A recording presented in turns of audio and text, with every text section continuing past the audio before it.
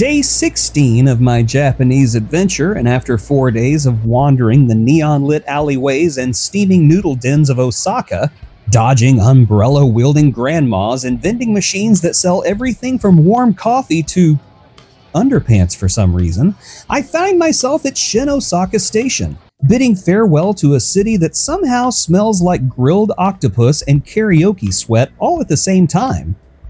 I was once again boarding the Shinkansen, Japan's legendary bullet train. You know, this thing sounds like a weapon, but it's actually just a very, very, very punctual train that moves with the speed and dignity of a caffeine-fueled swan. Kinky Transport and Terminal. My destination? Going back to Tokyo, the final boss of all cities, a sprawling metropolis where the streets are clean, the toilets are sentient, and every convenience store feels like it was designed by an anime character on a sugar bender. I got myself a first-class window seat because I'm just that important, and prepped myself for one more look at Mount Fuji. This majestic cone of nature's frosting is a bucket list sight for travelers. Sure, I've seen it once, but I wanted to see it again. But alas, clouds. Thick, brooding clouds set on Mount Fuji like an overly attached girlfriend. I just have to accept that my one look at the mountain was good enough, and you know what? It really was. It was a heck of a view that day. I'm sorry, I'm greedy. I just wanted another.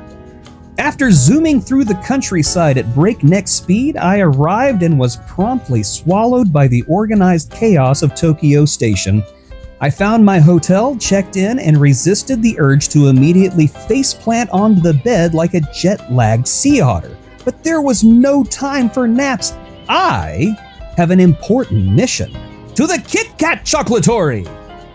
Now, Japan doesn't just like Kit Kats. Japan is deeply, profoundly, borderline romantically in love with Kit Kats. It turns out that the name Kit Kat sounds a lot like the Japanese phrase kitokatsu, which roughly means you'll surely win. Because of this delightful linguistic coincidence, Kit Kats are seen as good luck charms, especially around exam time. They're like edible four-leaf clovers, only crunchier and better dipped in matcha. I loaded up on the weirdest ones I could find, imagining the faces of friends back home when I offered them a roasted green tea Kit Kat and watched their souls briefly leave their bodies. Mission complete and high on sugar and artificial flavoring, I set off for the next stage of my Tokyo adventure, meeting a giant monster.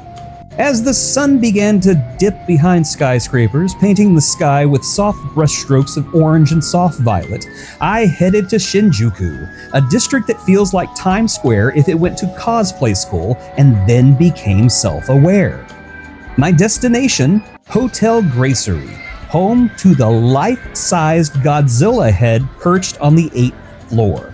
That's right, an enormous Godzilla head, teeth bared, mid-roar, gazing over the city like a scaly overlord. Hey, I couldn't come to Japan without paying tribute to the man upstairs. It occasionally roars, breathes steam, and definitely gives you the overwhelming urge to dramatically pose in front of it like you're in an action movie. And I'm sorry, I'm just really bad at that.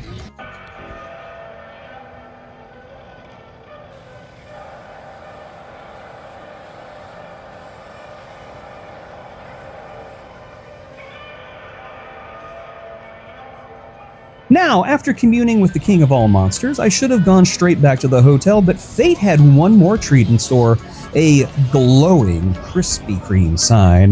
But this wasn't just any Krispy Kreme, oh no. This one had watermelon donuts. Watermelon donuts! I ate 2 watermelon donuts and briefly transcended time and space. I'm not saying that I met my ancestors, but I did feel the presence of donut-loving spirits. Fully sugared up, I staggered through the streets like a happy kaiju myself, arms full of Kit Kats, pockets full of receipts, and a soul full of memories. As I returned to my hotel, I glanced up one last time at the glowing eyes of Godzilla. I gave a solemn nod.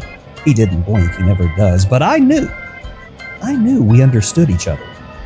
With Godzilla's silent blessing and watermelon icing still on my beard, I ended my day.